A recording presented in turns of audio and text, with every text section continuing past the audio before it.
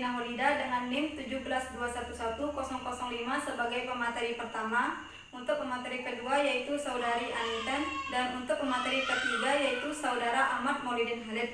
Di sini kami dari kelompok 4 mendapatkan materi tentang inovasi pembelajaran berupa multimedia. Sebelum kita lanjut, yang saya hormati dosen pengampu mata kuliah Ibu Siti Nurhidayati MPD dan teman-teman yang saya banggakan. Di sini saya akan membahas pokok pembahasan terlebih dahulu. Yang pertama, pengertian multimedia dan peranan multimedia. Yang kedua, elemen multimedia. Yang ketiga, penerapan aplikasi multimedia. Yang keempat, metode pembelajaran yang diterapkan multimedia. Yang kelima, fungsi multimedia. Dan yang terakhir, kelebihan dan kekurangan multimedia. Di sini saya akan membahas tentang pengertian multimedia dan peranan multimedia. Multimedia menurut para ahli, yang pertama menurut Ross 1996, multimedia adalah kombinasi dari komputer dan video. Sedangkan menurut Stennes 1995, multimedia adalah gabungan dari seminimalnya sebuah media diskrit dan sebuah media kontinu. Multimedia pembelajaran adalah suatu sarana yang di dalamnya terdapat perpaduan atau kombinasi berbagai bentuk elemen informasi, yaitu grafik, teks, audio, video, dan animasi sebagai pendukung untuk mencapai tujuannya, yaitu menyampaikan informasi dalam bentuk yang menyenangkan dan mudah dimengerti. Multimedia dibagi menjadi dua kategori. Yang pertama, multimedia linier. Multimedia linier adalah suatu multimedia yang tidak dilengkapi dengan alat pengontrol apapun yang dapat dioperasikan. Sedangkan multimedia interaktif adalah suatu multimedia yang dilengkapi dengan alat pengontrol yang dapat dioperasikan oleh pengguna. Multimedia menjadi sangat efektif dalam pembelajaran karena multimedia akan membantu menyebarkan informasi ke dalam jutaan orang. Dengan multimedia ini kita bisa mengintegrasikan objek media seperti teks, grafik, audio, video, dan animasi untuk mewakili dan menyampaikan informasi. Selanjutnya, peranan multimedia. Peranan multimedia dalam bidang pendidikan antara lain sebagai perangkat lunak. Dia memberikan fasilitas untuk siswa untuk belajar dengan mengambil keuntungan dari multimedia. Mungkin hanya itu yang dapat saya sampaikan. Untuk pemateri selanjutnya akan dibahas oleh pemateri kedua. Terima kasih. Assalamualaikum warahmatullahi wabarakatuh. Assalamualaikum warahmatullahi wabarakatuh. Nama saya Aninten dari kelompok 4. Saya akan menjelaskan materi tentang elemen-elemen multimedia. Ada beberapa elemen-elemen multimedia. Yang pertama, teks. Teks merupakan elemen multimedia yang menjadi dasar utama dalam menyampaikan informasi. Karena teks adalah jenis data yang sederhana dan tempat penyimpanan yang paling kecil. Contohnya seperti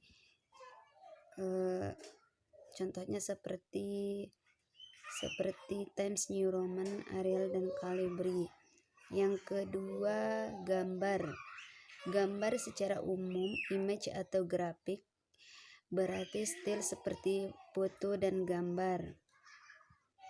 Gambar merupakan sarana yang sangat baik untuk menyajikan informasi. Yang ketiga, audio. Audio juga membantu menyampaikan informasi dengan lebih efektif. Misalnya penggunaan suara latar atau kesan audio khusus membantu daya tarik meningkatkan suatu tayangan. Yang keempat, video. Video merupakan gabungan elemen multimedia yang lengkap karena penggabungan semua elemen multimedia yang ada untuk menyajikan informasi dalam bentuk file. Yang kelima, animasi. Animasi berarti gerakan image atau video seperti gerakan orang yang sedang melakukan suatu kegiatan. Selanjutnya, materi tentang penerapan aplikasi multimedia dalam pembelajaran. Yang pertama, aplikasi presentasi, di mana multimedia ini digunakan sebagai media komunikasi yang efektif untuk menyajikan materi kepada peserta didik. Yang kedua, CBT atau Computer Based Training. CBT ini digunakan untuk mempermudah pembelajaran tentang pengetahuan yang menuntut penyajian visual. Yang ketiga, aplikasi hiburan. Multimedia ini digunakan dalam program permainan untuk membentuk suasana yang lebih menarik. Yang keempat, aplikasi pendidik. Multimedia ini digunakan memvisualisasikan pelajaran yang sulit, misal seperti fisika, kimia, matematika. Yang kelima, aplikasi penyajian informasi. Multimedia ini dapat dipakai untuk membentuk eksopedia atau kamus yang melibatkan teks, gambar, atau suara. Yang keenam, aplikasi interaktif. Kios dalam tempat yang bisa dijumpai pada tempat umum, misalnya mall atau universitas. Yang ketujuh, aplikasi telekonferensi. Multimedia ini digunakan untuk bertemu muka atau bercakap melalui kamera kecil yang dihubungkan masing-masing komputer pemakai.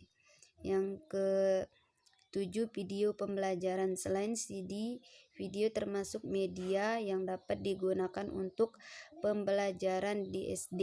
Video interaktif membimbing siswa untuk memahami materi. Yang terakhir, internet. Internet adalah jaringan informasi global yang menghubungkan suatu media elektronik dengan media lainnya, yang digunakan untuk miliaran orang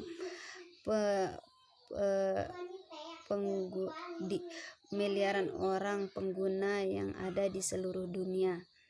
Sekian. Tentang penerapan model pembelajaran multimedia.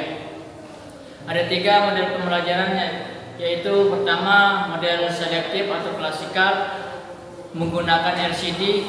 Bila mana di sekolah komputer di sekolah sangat minim, maka model penerapan ini sangat efektif bagi guru karena ini menggunakan LCD, layar lebar, dan mempresentasikannya di depan siswa. Yang kedua, model sekuensial atau berurutan. Bila mana di sekolah mempunyai komputer yang banyak, namun siswa di sekolah kurang mampu dalam menggunakan komputer, maka model sekuensial ini sangat efektif bagi guru. Karena di sini guru akan mengajarkan komputer secara bergantian atau bergiliran. Yang ketiga, model laboratorium. Model laboratorium ini ketika bila mana di sekolah mempunyai fasilitas komputer yang banyak dan siswa yang mampu untuk menggunakan komputer itu sendiri, ini adalah tipe model atau model pembelajaran yang sangat efektif. Multimedia sebagai alat bantu mengajar. Adapun fungsi multimedia sebagai berikut: 1. Meningkatkan motivasi belajar siswa.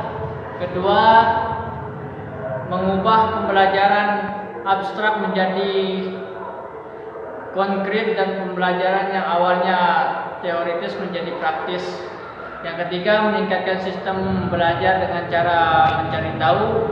Yang keempat, memperjelas penyajian pesan dan informasi. Yang kelima, siswa bisa memahami serta mengingat setiap informasi yang ada pada gambar. Kelebihan dan kekurangan multimedia. Pertama, kelebihan. A. Multimedia bersifat fleksibel. 2. Dapat memusatkan perhatian. 3. Memberikan kemudahan kepada siswa untuk belajar secara individual maupun kelompok. 3. Memberi kemudahan bagi guru dan dalam menyampaikan materi. Media komputer juga memberikan tugas rangsangan yang cukup besar dalam meningkatkan motivasi belajar siswa. 4. Dapat digunakan secara individual. Kelemahan multimedia. Bisa menimbulkan kebingungan dan rasa bosan apabila informasi yang diberikan tidak disampaikan dengan baik dan benar. 2. Harganya yang relatif mahal sehingga belum dapat dijangkau oleh seluruh sekolah untuk menyediakannya. 3. Selain itu, memberikan pengaruh positif dan memberikan dampak negatif terhadap siswa apabila guru kurang kontrolnya, sehingga memberikan kemungkinan bagi siswa untuk membuka situs-situs yang tidak.